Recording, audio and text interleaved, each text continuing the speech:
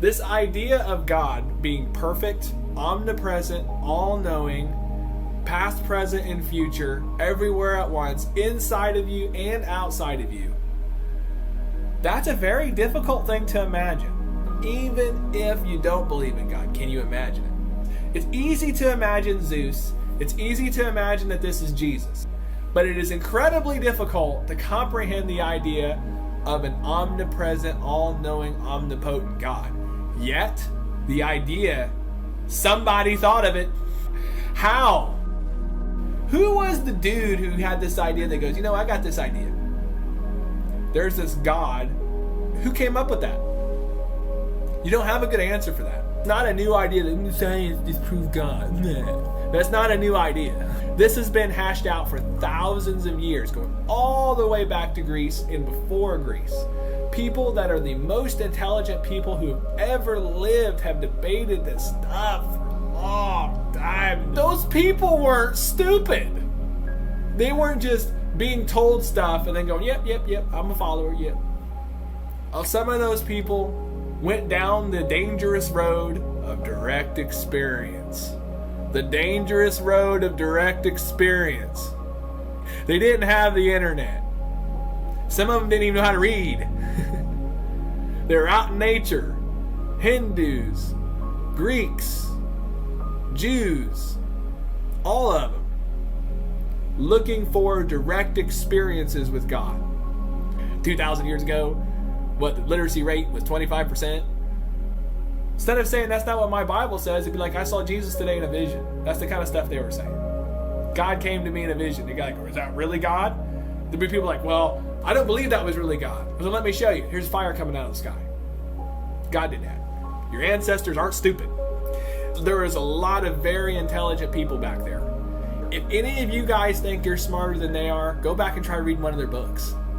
Any of them. Any of them. You'd be like, you feel like this is idiocracy times 1,000. The rabbit hole goes really deep. If you can imagine the flying spaghetti monster and you go, oh, that proves that God's not real and that's a meme. The truth is that if you believe that your brain is reality and that's what you believe, there are neurons firing in your brain and there is a physical existence of the flying spaghetti monster going on inside your brain, which means it is real. The flying spaghetti monster God thing, there's some truth to that because there's a physical manifestation in this world. People draw pictures. People have written books about it.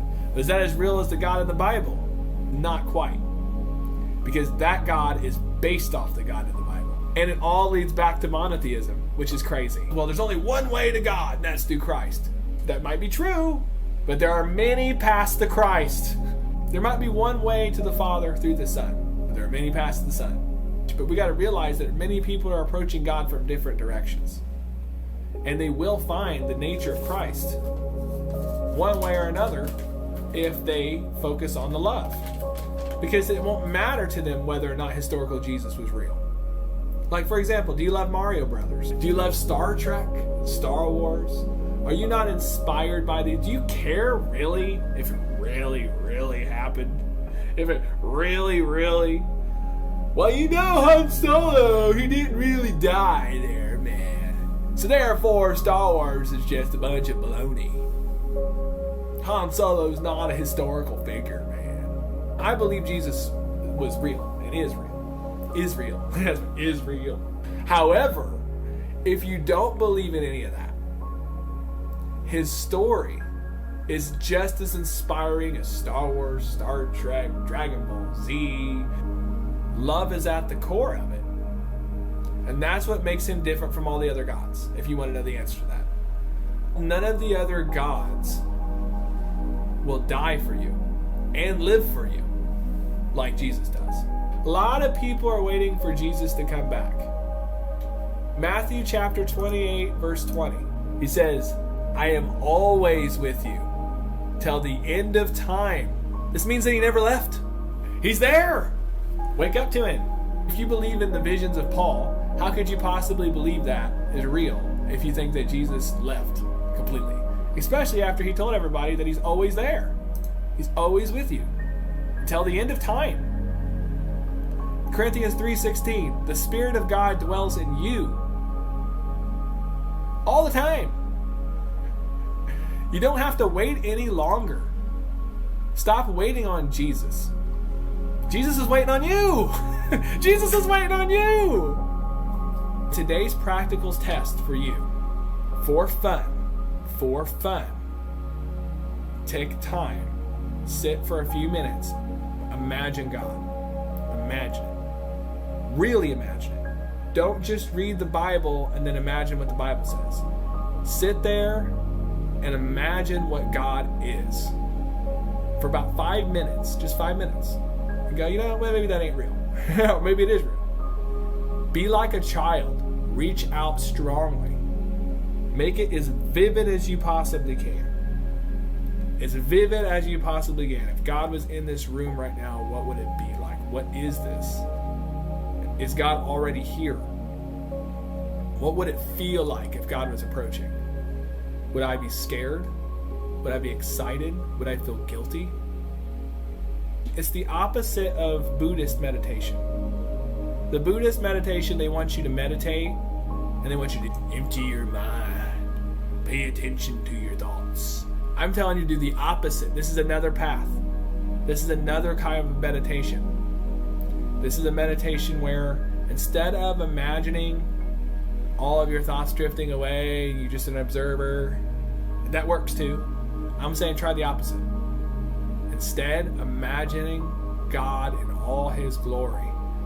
All at once. Everything at once. The creation of the universe. The Big Bang. Past, present, and future. What does God look like if you can imagine God? What does God feel like if you can imagine? What kind of emotion would you have? Get really into this. Do it for fun. Imagine God in all His glory. Imagine what a perfect God would be like. A God that knows all, is everywhere, is through you, can and does do everything, is responsible for all the good in the world, is responsible for all the pain and suffering as well. Responsible for all of it. If you have resentment towards God, if there's people that have been hurt, if there's pain in your life, in your hallucination, challenge God. In your hallucination, in your dream, in your imagination, go, I'm calling you out, God. You did this. You did this to me. You did this to me. You did this to me. For fun, call out God. Shake your fist at God. Whatever you got to do. For fun, have this hallucination moment. If you can watch Star Trek, if you can watch Days of Our Lives, if you can entertain Avatar, take 5 minutes to play with this hallucination. Do it. You might be surprised what you'll find. If you can do this, you will be entertained. I guarantee it. If you take that seriously, in the sense that you really go deep into this hallucination state, this really going after, putting your full self-concentration not on what your pastor said, not on this, but what's beyond this, the God that is hard to put into words, the God that is not an idol, the God that is all. For fun, imagine it, and you will have a trippy experience. You can do it before bed if you want to have some really cool dreams. You can do it first thing in the morning. Do it. Personally. You don't need to tell me that I don't believe in that, so I'm not going to. This is personal. This is between you and your brain. This is between you and God, or you and your own personal life. And you do this, and you do it openly. In the sense that, sincerely. And you go, well, that didn't do anything for me. You can say that. And then move on. And then later on, when you're bored, try again. Our ancestors did that. And they came up with everything that you see. Our ancestors did that. And they invented all of the technology that you see. Tesla did that. Albert Einstein did that. Plato did that. It's imagination plus faith plus direct experience. You need imagination in order to get you to where you want to. You have to know where you're going. You have to have some kind of vision of where you're going. So you got to have imagination.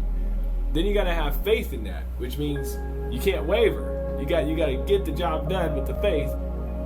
And then you got to have direct experience, which means you got to pay attention to what's right in front of you. Which means if you believe in God, it's not enough to just read about God and imagine God. You need direct experience with God.